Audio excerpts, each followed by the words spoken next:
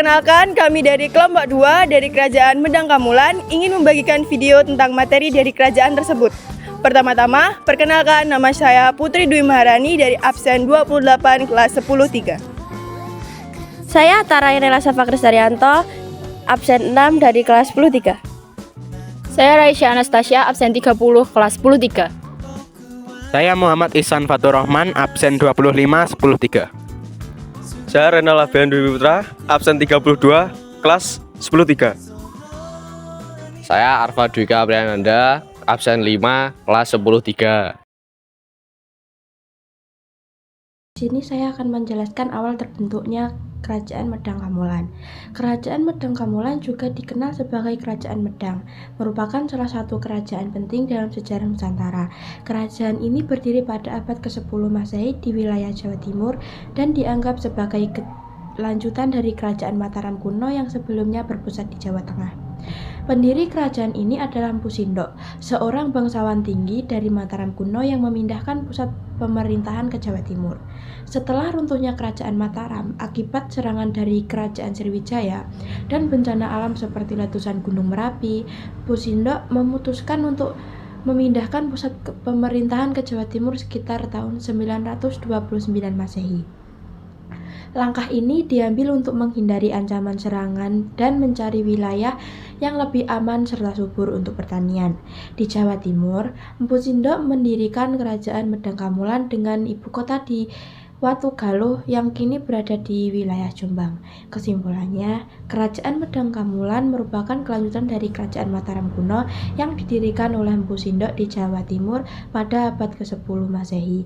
Dengan memanfaatkan kondisi geografis yang strategis dan sumber daya alam yang melimpah, kerajaan ini berhasil mengembangkan sektor pertanian dan perdagangan.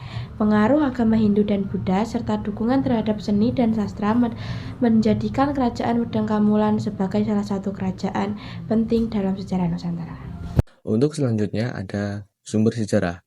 Yang pertama, sumber sejarah berita asing dari berita India mengatakan bahwa Kerajaan Sriwijaya menjalin hubungan persahabatan dengan Kerajaan Chola. Hubungan ini menghalangi kemajuan Kerajaan Medang Kamulan yang pada saat itu dipimpin oleh Dharma Wangsa. Berita asing yang kedua ada berita dari Cina yang ditulis oleh dinasti Sung, menyatakan bahwa kerajaan permusuhan antara kerajaan di Jawa dan Sriwijaya sehingga duta Sriwijaya berada di negeri Cina terpaksa harus tinggal dulu di Kampa sampai peperangan reda. Pada tahun 992 Masehi, pasukan Jawa meninggalkan Sriwijaya dan pada saat itu Kerajaan Medang Kamulan dapat memajukan pelayaran dan perdagangan. Untuk sumber sejarah yang selanjutnya ada prasasti. Prasasti yang pertama ada Prasasti Tangeran. Berasal dari desa Tangeran, Jombang, berisi bahwa Mpu Sindok memerintahkan bersama permaisurinya, Sri Wardani. Yang kedua ada Prasasti Bangil, yang berisi perintah Mpu Sindok untuk membangun tempat peristirahatan mertuanya, Rakrian Bawang. Yang ketiga ada Prasasti Lor, dari Lor dekat Nganjuk, berisi perintah Mpu Sindok dalam membangun Candi Jayamtra dan Jayam Stombo di desa Anyok Lodang. Yang terakhir ada Prasasti Kalkuta yang berisi hancurnya istana Dharma Wangsa dan memuat silsilah Raja Medang Kamulan.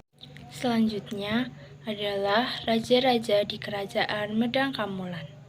Kerajaan Medang Kamulan didirikan oleh Mpu Sindok, lalu dilanjutkan oleh Mpu Daksa, Mpu Singa, Mpu Janggala, Mpu Makuturi, Dharma Wangsa Teguh, dan yang terakhir Airlangga.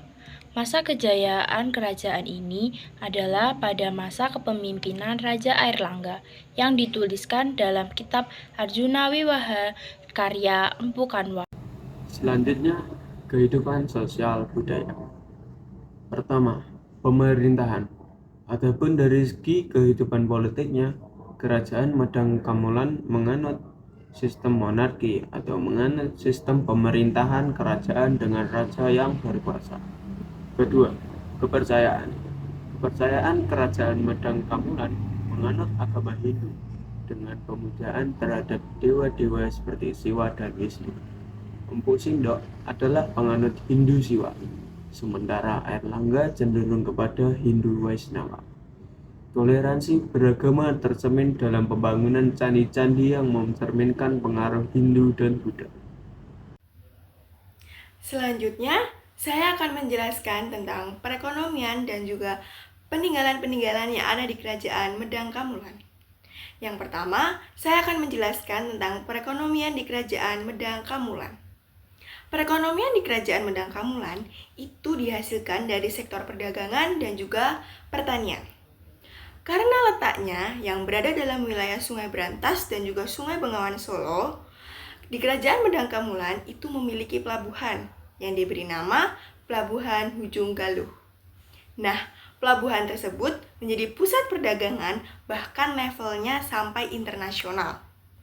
Tak hanya memanfaatkan pelabuhan saja, Kerajaan Medang Kamulan juga mendapatkan pemasukan dari sektor lain, yaitu sektor pertaniannya. Dan yang kedua, saya akan menjelaskan tentang peninggalan-peninggalan yang ada di Kerajaan Medang Kamulan. Sebelumnya, di sini saya akan menjelaskan 4 peninggalan yang ada di Kerajaan Medang Kamulan. Dan yang pertama adalah Prasasti Empu Sendok. Prasasti Empu Sendok berisi tentang kehidupan politik di Kerajaan Medang Kamulan semasa Empu Sendok bersama dengan Sri Wardani Pukabi. Prasasti ini ditemukan di Jombang, Jawa Timur dalam bentuk batu besar. Dan yang kedua adalah Prasasti Kalkuta. Prasasti ini berisi tentang silsilah keluarga dari raja pertama Kerajaan Medang Kamulan, yaitu Empu Sendok. Selain itu, prasasti ini juga berisi tentang peristiwa hancurnya istana milik Dharmawangsa. Dan yang ketiga adalah Prasasti Anjuk Ladang. Prasasti Anjuk Ladang ditemukan di Jawa Timur dan berisi tentang awal terbentuknya atau awal berdirinya Kerajaan Medang Kamulan. Dan yang terakhir adalah candi-candi. Nah, di Kerajaan Medang Kamulan itu terdapat beberapa candi besar.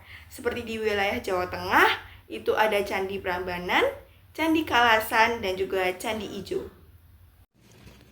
Baik, di sini saya akan membahas tentang keruntuhan Kerajaan Medang Kamulan. Keruntuhan Kerajaan Medang Kamulan awalnya terjadi ketika pernikahan Putri Dharmawangsa dengan Raja Airlangga. Secara mendadak, Kerajaan Sriwijaya menyerang Kerajaan Medang Kamulan dibantu oleh Raja Wurari.